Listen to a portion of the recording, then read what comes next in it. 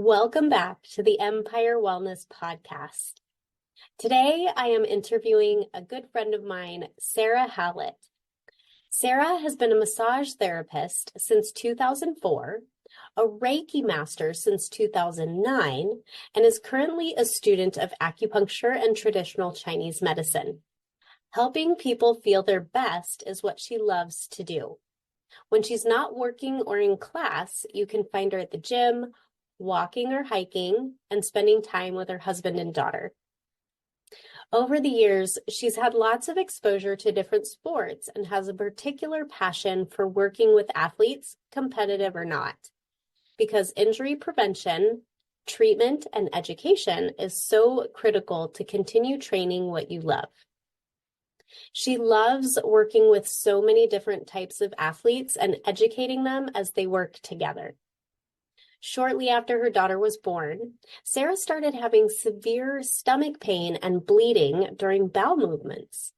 It seemed that she had been lost in the medical system because it took 8 months until she was able to get in for a colonoscopy and get her Crohn's disease diagnosis. While she waited 8 months for her appointment, she made up her mind that no matter what was happening, she was going to take control of her own health. Sarah had an 11-year journey filled with successes, failures, and finally full remission diagnosis in 2022, all the while continuing to train and compete in various sports. This sparked the creation of her Inside Out Athletes program to help other athletes heal from IBS and/or IBD. Sarah lives in Calgary, Alberta, Canada, with her husband and daughter. She's currently on a sabbatical from competition while she's in school for acupuncture and traditional Chinese medicine, and she'll be taking her boards in the fall of 2024. When she looks forward to getting back to competing in Olympic weightlifting. Please join me for a great conversation with Sarah Howlett. All right. Well, thank you, Sarah, so much for joining me today. Thank you very much for having me. And I want to just dive right into your story. So I am curious, what does the word wellness mean to you? Wellness. Wellness to me is about finding a balance that works for that individual person. So wellness might be different for each individual just based on what their priorities are, what their goals are. So I feel like wellness is kind of a personal thing, each individual person. You might find that fitness is on a higher scale or nutrition is on a higher scale of values. I really find wellness to me is very personal, and working with people, you can see that it's a personal thing.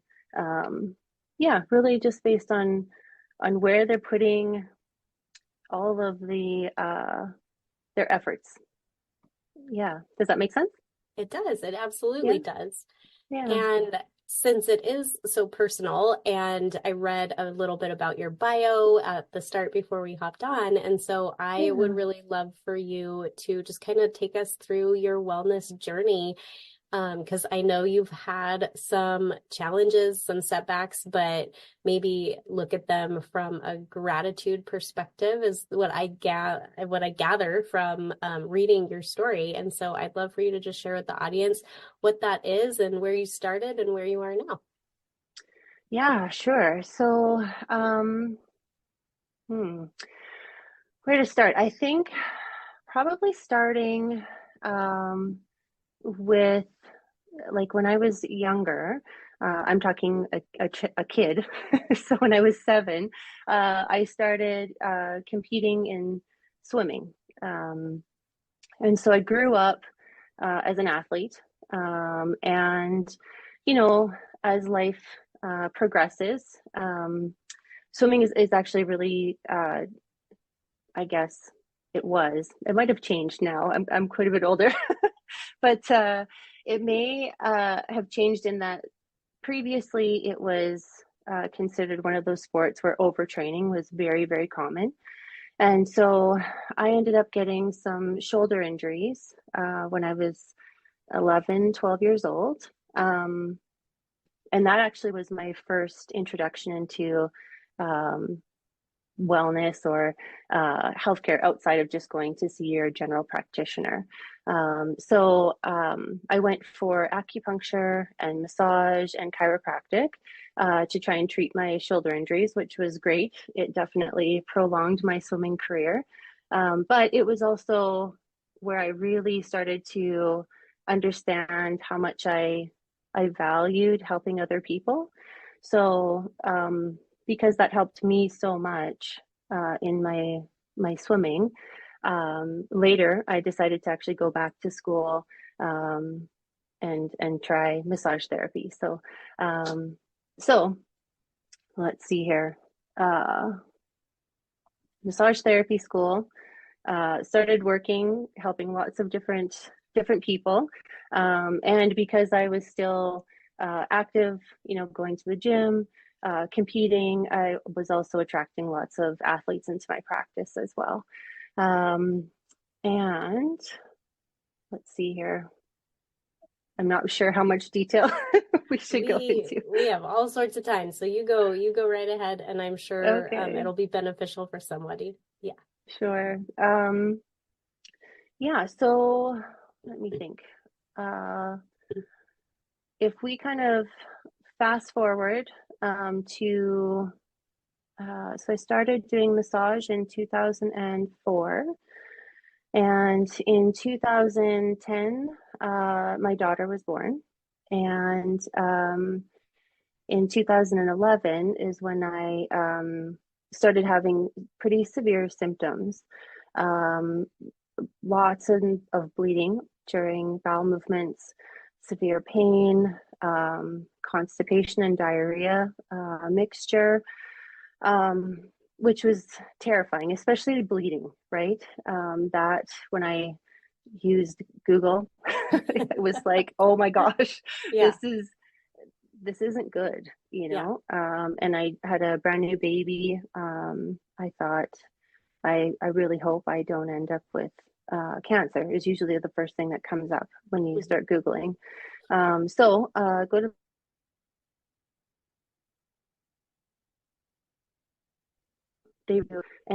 that took much longer than I had expected. It was at least 8 months before I got in to see the specialist. And yeah, and while I was waiting, I'm still researching, and diet is one of the first things that comes up naturally. You're like, okay, what if what I'm putting in my body is what's causing all these issues? So yeah, so in that I started journaling very, very precisely. So, everything I would eat, how is my body feeling afterwards? What's my mood like? What am I noticing for changes? Is it improving? Am I having severe pain afterwards? Pain actually was quite a good guide for me at the beginning. I started journaling and I decided, you know, I'm not quite sure I can rely on the doctors to help me because I was waiting and waiting and waiting to go in to see the specialist. So I just decided I'm gonna take this into my own hands. This is me, it's my health. I've got to own that. So I think before I had gone in to see the specialist, I had long before decided, this was my journey. I was going to own it. And then my appointment finally came, and was diagnosed with Crohn's disease, which was like, I don't know, I didn't even have that on my radar at all, really. Prior, there's no history in my family of Crohn's disease. It was pretty shocking, but I also decided that was just a diagnosis, that things can change. And then I just steadily plugged forward with monitoring my nutrition. And at the time, shortly after that, I'd been competing in bodybuilding, and then I moved to competing in strongman, Olympic weightlifting, Highland Games heavy events. So I was really I had moved into more of a strength athlete area, and really trying to just learning to navigate all of my symptoms while I was still trying to train regularly and compete. It was really important to me because uh, I enjoy training. It's just a big part of my life. It's more than just a physical health mechanism for me. It's like a social endeavor for me as well. I've got lots of friends that are at the gym that I look forward to seeing all the time, and then competing is just a thing that I love to do. I love testing how my training has been going, really. So letting go of that, I wasn't really prepared to do that unless I really had to. So yeah, so journaling became really just super essential. And then what I also learned through that was that exercise is healthy, but it can also be too much, which a lot of athletes end up going into that zone often, right? So, yeah, so I learned that there were certain days where I would need to, yeah, training was fine, I was good to go, but then there were other days where I learned the term working in instead of working out. And so I would need to just check in. Okay, is today a working in day? Whether that meant just going for a nice long walk or doing some yoga or some Tai Chi or whatever that looked like, that was still movement, but not intense. So learning that as well was pretty critical for me. Um, yeah, so between uh, nutrition and proper exercise, so whether that was actually training or resting training, working in, and then also stress management. Those were the three kind of pillars that I really started to work with for my own condition. And then if we kind of fast forward again to the beginning of COVID, being a massage therapist was super tough at that point in time because in-person appointments were canceled. And so, I was chatting with my husband about, what to do in the future, like massage is, I love doing it, but it also caused me to pause and think, what is this like for my future? And the conversation of acupuncture school came up as well. So in the beginning, I want to say it was 2021, I started school for acupuncture. And after including the Chinese herbs and acupuncture, that I was, because as a student, we just get to go into our student clinic and receive treatments for free while you're a student because it's part of the learning process.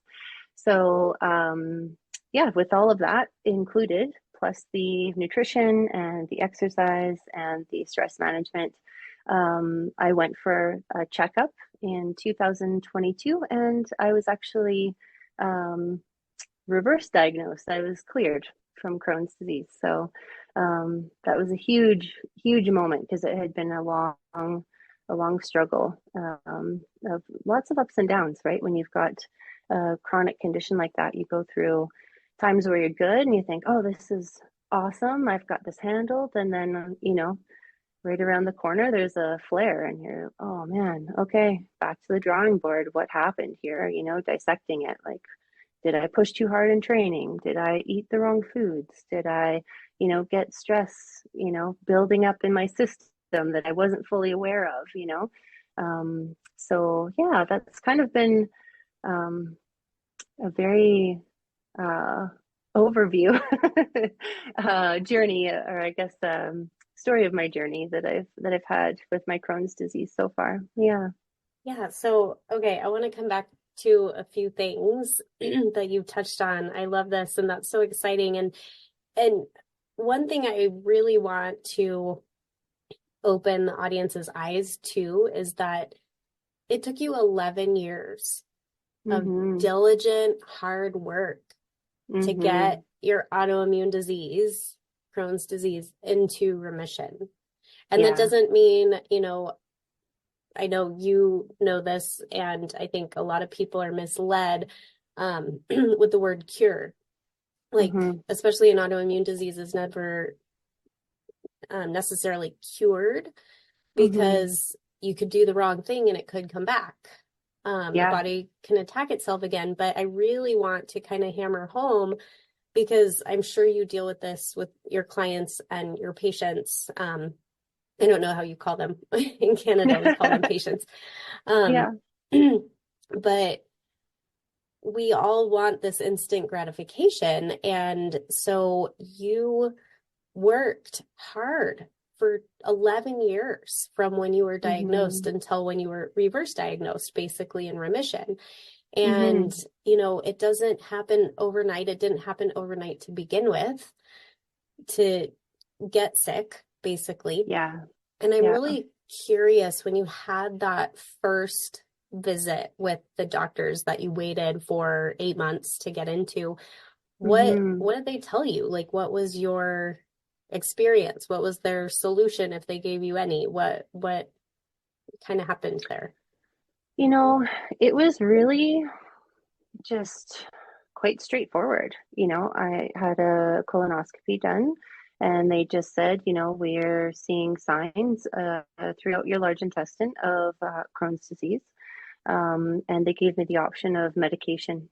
That was really the only option at the time. And I thought, okay, that's a possibility, I guess. But by the time I had actually gone for my appointment, I had started to see improvements with just already tracking my nutrition and monitoring my stress, which were two really big things, because I guess I should also add, at the time when after my daughter was born, I was also in a really rocky space in my marriage. So shortly after that, I also ended up going through a divorce. So my stress was crazy high, brand new mom for the first time, and then going through divorce. So once I started to really recognize, okay, I'm having a really bad day with my digestion, and I know that I've eaten things that are really, supportive of that, it mostly came back to stress. Yeah. So, so I think when I went to the doctor and they said, well, here's your diagnosis, here are your options as far as medication is concerned, I was like, you know what? I'm just not prepared to go down that road. Not yet, anyway. I thought if I really needed to, I could. But at that point in time, I still felt like I wanted to try on my own. And thankfully, I was actually able to go without prescription medications for the entire 11 years. So, I'm pretty grateful for that. Yeah, that's awesome. So nutrition is one of my hobbies and passions, and it just happens to align really well with what you and I do. As I'll call you an acupuncturist because you are basically one, and you're a body worker, and you do a lot of work with the body. So it's just wonderful for me that one of my big passions aligns with my profession. Did you notice, as you were journaling and taking all of these detailed notes about what you were putting into your body, the different symptoms that were related to certain foods maybe, did you notice any commonalities that always seemed to cause problems when it came to food? Yeah, so with Crohn's disease in particular, I know that colitis is similar, and then IBS, whether that's the constipation style or diarrhea style or mixed, that can be a little bit different. But for myself, I noticed that fiber was a huge trigger. So, oh my gosh, I love raw vegetables, and I would like look at raw vegetables and my stomach would be in pain. So I also noticed that too many grains were really awful. So rice was off the table for a long time. I could do oatmeal sometimes, but not often. So vegetables had to be cooked for most of those 11 years. um, and at the beginning they had to be like really cooked. They were like a mush, really. But I knew that they were still healthy, like the nutrients in them were still healthy. So I needed to just get those in and put in the extra effort. Um, Beans were completely off the table. What else? Chickpeas, definitely. I actually still haven't even had the courage to go to go back to chickpeas yet. But yeah, so there were things that were, I had a long list of things that were for sure triggers. Um, and then there were some times where, to be honest, I knew that I would probably end up with a flare afterwards, but I would still, choose to indulge every now and Mhm. again. It's really hard when you're you're trying to live a normal life, right? You've got a child, and you go to people's houses for dinner, and you go out for dinner with your friends or what have you, and you can't always control every little piece. And so yeah, so there were times where I would be like, okay, I just know that this is going to be, a once in a while little treat for myself. And I would have something that I knew would potentially had the risk. It wasn't a hard risk, but some risk to it of having a flare. And those things were like, I love cinnamon buns. Those are one of my favorites. And I would, every now and again, I would make the exception and have a cinnamon bun, knowing that I could possibly be in a bit of pain the next day or the day after as well. So, yeah, but as far as like a lot of like I'm not a vegetarian, so a lot of meat was part of my diet. Um, and vegetables, really, just lots of cooked vegetables. Um, and oddly enough, chocolate was one of the carbs that, because I had to cut out so many different carbs, that chocolate was one of the things that my body could actually process because there's no fiber. It was simple sugars, and I really used it for like post training. Mhm. I'd work out, I could feel my blood sugar getting a little bit weird, and I would just have a little bit of chocolate, and that would help quite a bit. So, yeah, it's a very small uh, list of things that you can eat really when you're healing, which can be hard. Can be hard. Yeah. Yeah. I also really want to highlight here something that you shared, that I think the audience could do well with, because especially when we're on an intense healing journey like you were, because you've healed, Mhm. um, 11 years of figuring out what works for you, what doesn't. And you also still lived your life. And so, we want to be so strict sometimes. And I Mhm. have patients who have gotten to a really good place in their healing, but at the same time, like they never go out, they never eat at friend's house. Everything is cooked at their own home. They Mhm. know exactly what's going into it. And sometimes not everybody wants to live that way. Most people don't. So Mhm. it's not necessarily a great life of having to heal that way. And perhaps you would have healed quicker had you Yeah, been so strict. possibly. We don't know. We don't have a comparison.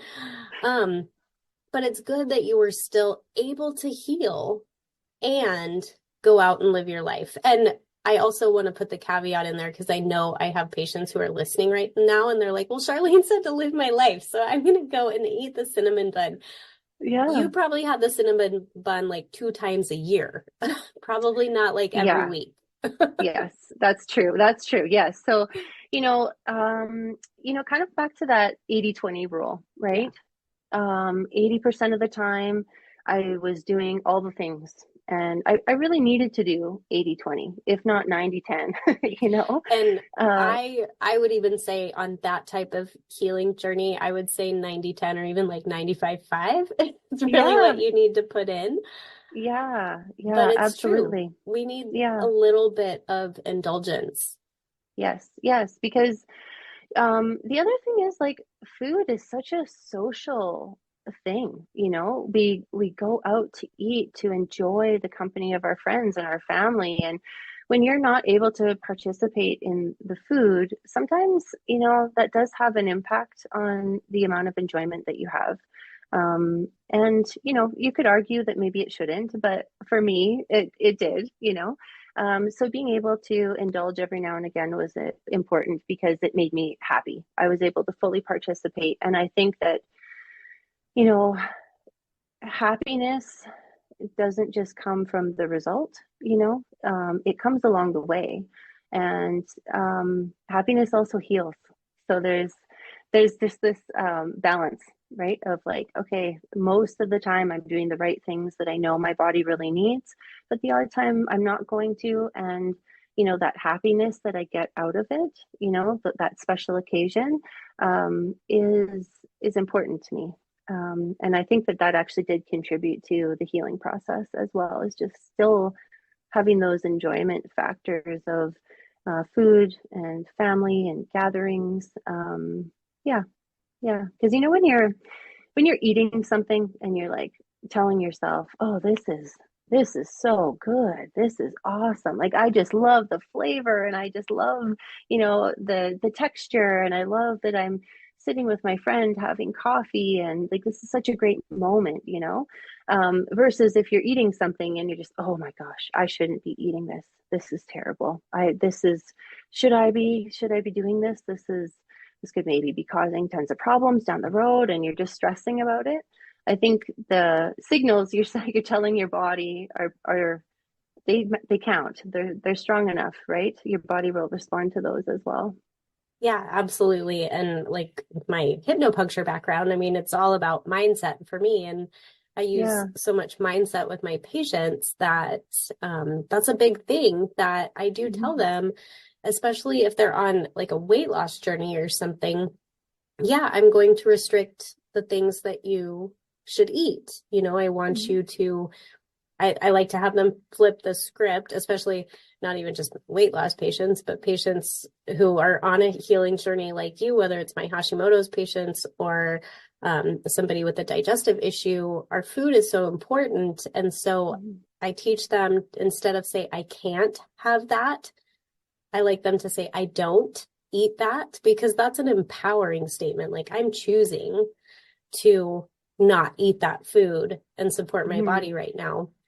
Mhm. Um, pardon me, but if they are on a heat or excuse me, a weight loss journey, and I tell them to eliminate sugars, then if you're going to eat the cookie or the ice cream or something and they start eating it and they keep thinking about how bad it is for them or how they're being bad, it's just so Mhm.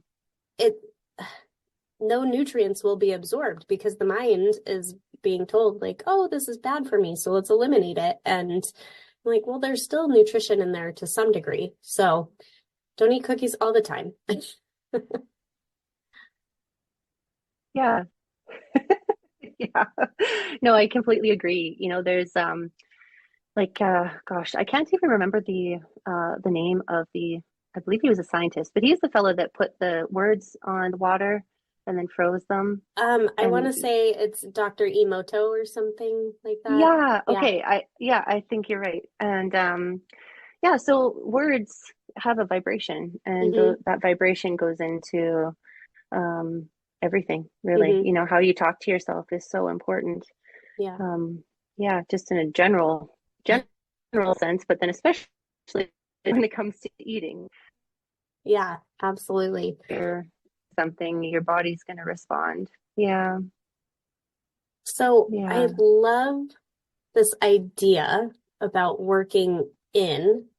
instead of working out. And I'm going to totally steal that from you. Go for it. Go for it. Um, It's not mine. I yeah. actually got that Oh, from a fellow named Paul Check. okay. Yeah. I feel like I recognize that name. Yeah. You might. He's actually, he's been around for a long time. He's another kind of like full health Yeah. practitioner. He runs it's called the Check Institute. So Yeah. yeah, I think I've heard of him. yeah. So this idea of working in on days um that you're not working out. And Hmm. so you're still promoting movement. Hmm. It just might be a less intense type of movement, correct? Yeah, absolutely. So part of my journey with Crohn's was that I more often than not would end up with the constipation side of things. And for me, movement was so important to maintain regular bowel movements. And so, It's amazing how yeah, that's named appropriately. right? Movements. Totally. Oh my gosh. Yeah. So, yeah, the days that I woke up and I just thought, man, I feel like I've been hit by a truck today. You know, those are the days where I thought I might go for a nice long walk. Um, Nothing too strenuous, just getting my body moving, getting my circulation going, making sure that my torso is actually moving and massaging my bowels.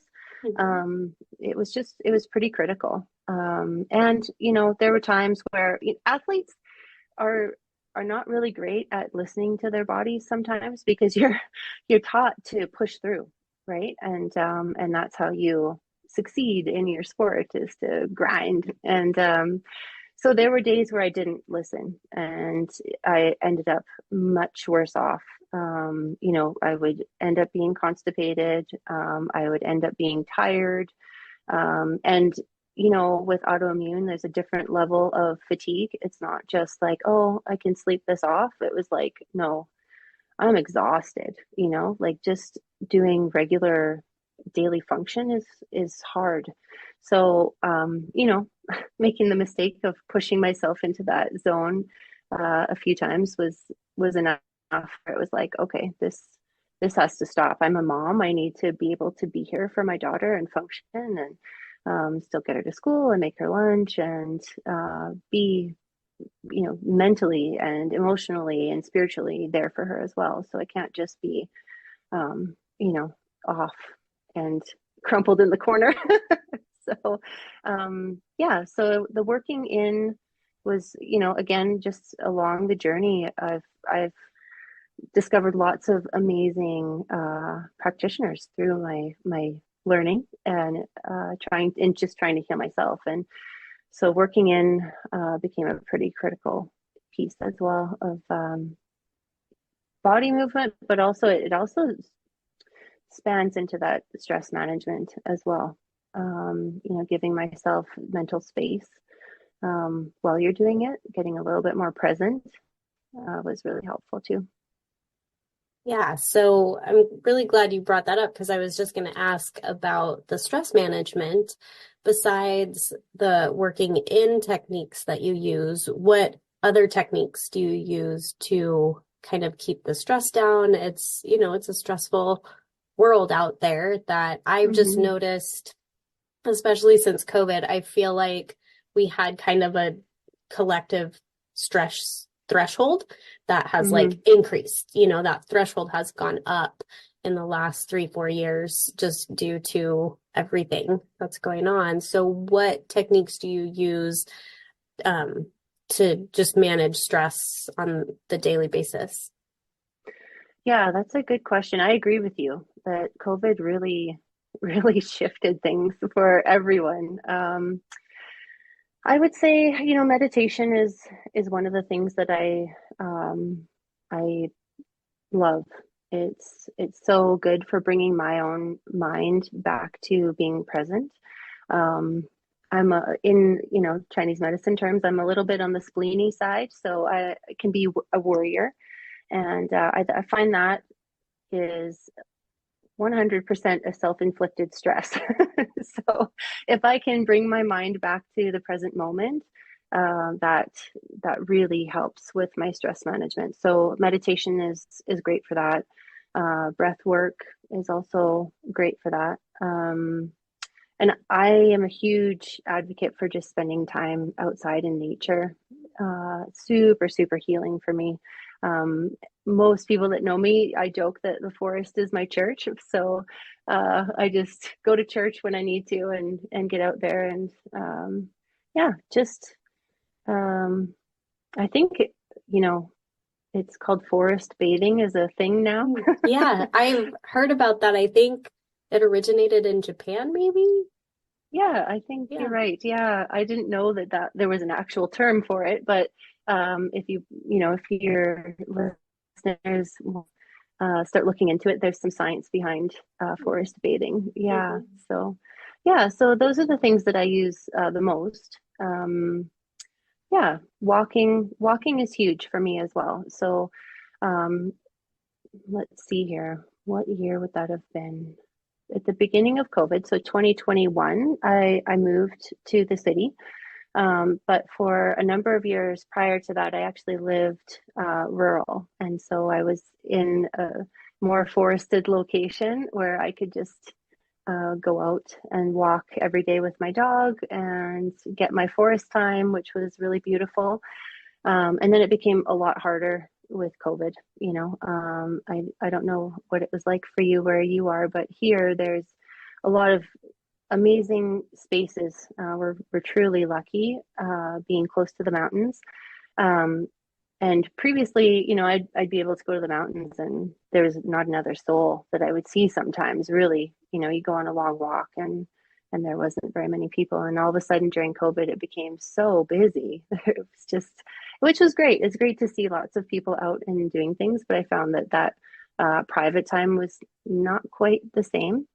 But you do what you can to just try and find a moment for yourself. And walking daily is a huge stress reliever for me. Yeah, That's awesome. yeah. So I have one last question before we kind of head into our little wrap up here.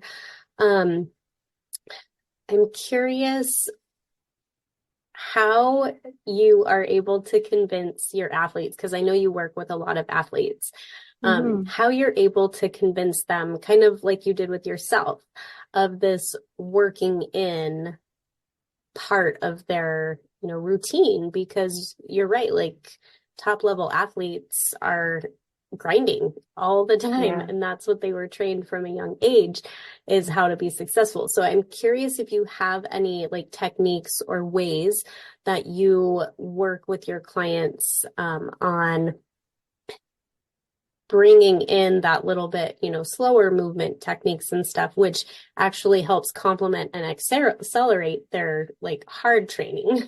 Hmm. Yeah, absolutely. Working in is actually hugely important for injury prevention. So that when you talk injury prevention with athletes, they're like, oh, they're all of a sudden listening, right? So I think that's one of the main ways is that, if um, your body is just working far too hard, um, you know, every system, you don't just have one thing that's going to be depleted. Your whole system is going to start to come down in efficacy and your energy levels. And because of that, your sleep is going to be off, your digestion is going to be off, your recovery is going to be off. And then you get to yourself to a point where then all of a sudden you've got an injury.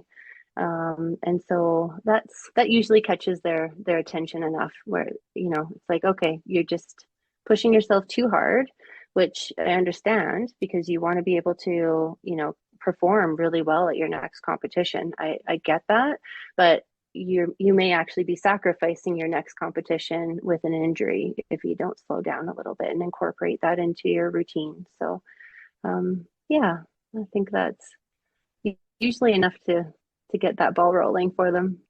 That's awesome. Yes, I've worked with a lot of like CrossFitters and stuff. Like Yeah. I just won't go do CrossFit because I've worked with too many injured CrossFitters. And the thing they hate to hear is when I'm like, you need to take 3 weeks off, and they don't listen to me. Like, Yeah. but you're already injured. So, oh, they're a Yeah. different breed. Yes, it's true. And I've also worked with CrossFitters, and they are quite unique in that, for sure. Um, but yeah, I think also, so to that point, let's say I have a lifter that comes in and they've got a shoulder injury, there's still a lot you can do. I'll say, okay, you know what? Like you can squat till the cows come home, go do that, go do legs, just no overhead movements. You Mhm. can, you might even still be able to do like lots of pulling, like back exercises. You might just, that range of motion for like moving forward and moving upwards might be out of the question until the injury itself is healed. But usually you're not 100% limited. Like you can't train at all, um, unless maybe it's like a back injury or something like that. But those unique situations, you know, Yeah.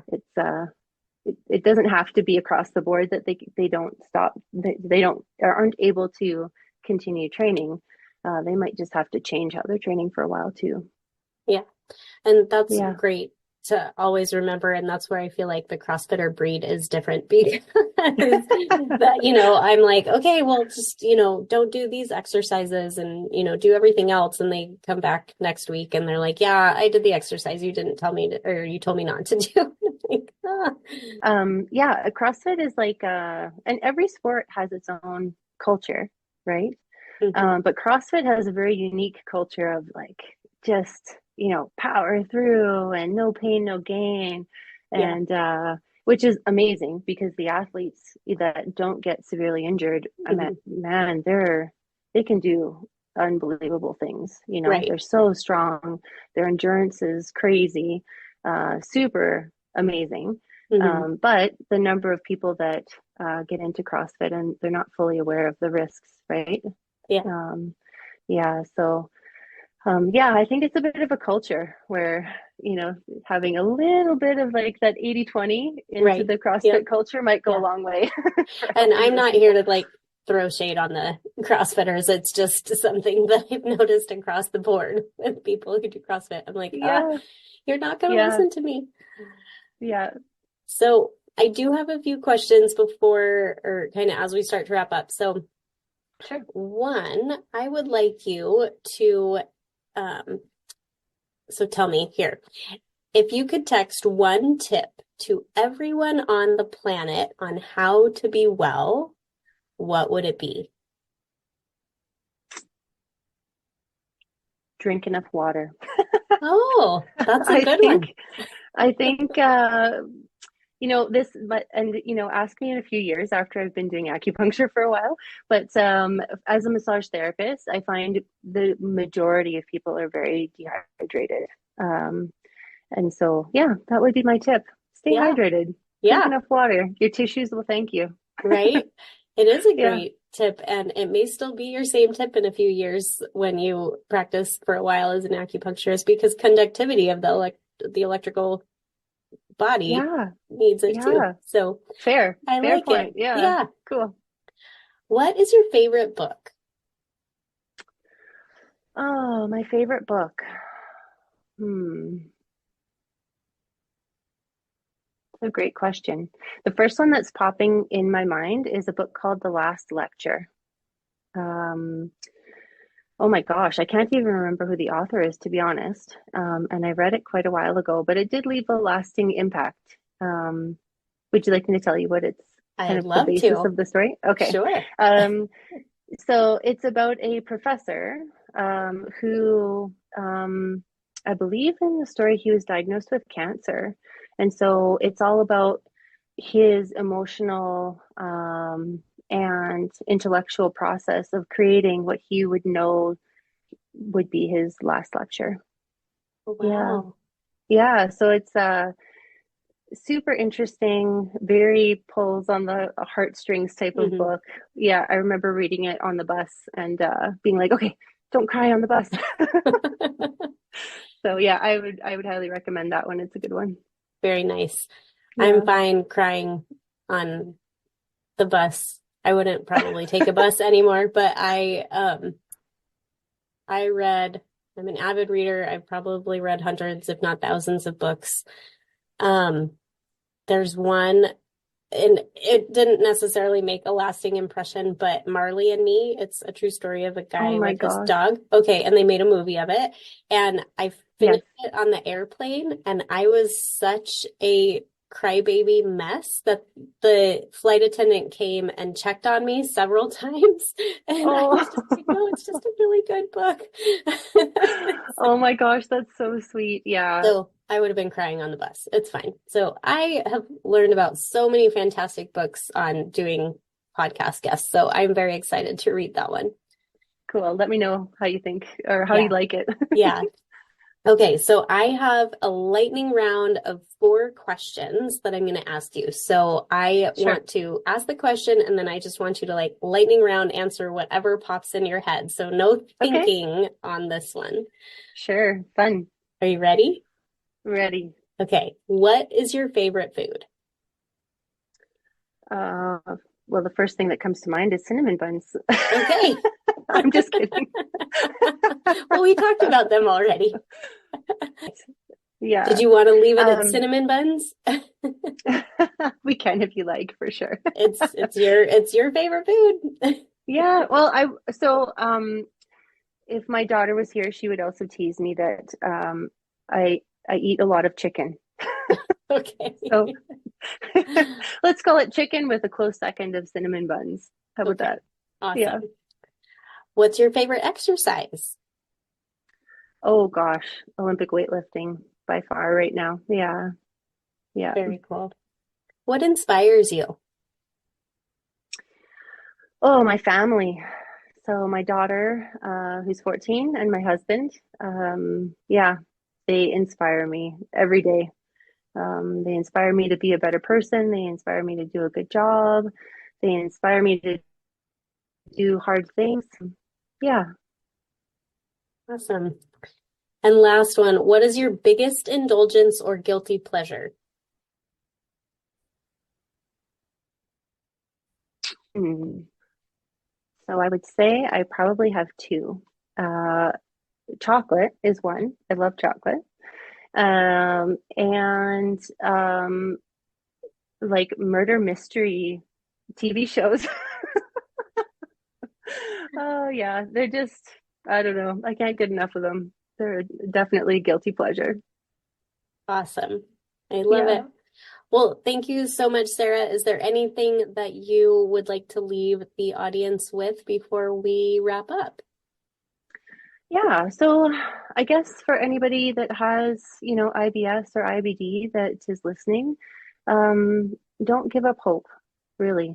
You know, there is light at the end of the tunnel, and this isn't the end point. This is just part of the pieces along the way. So, yeah, stay strong and don't give up hope. Awesome.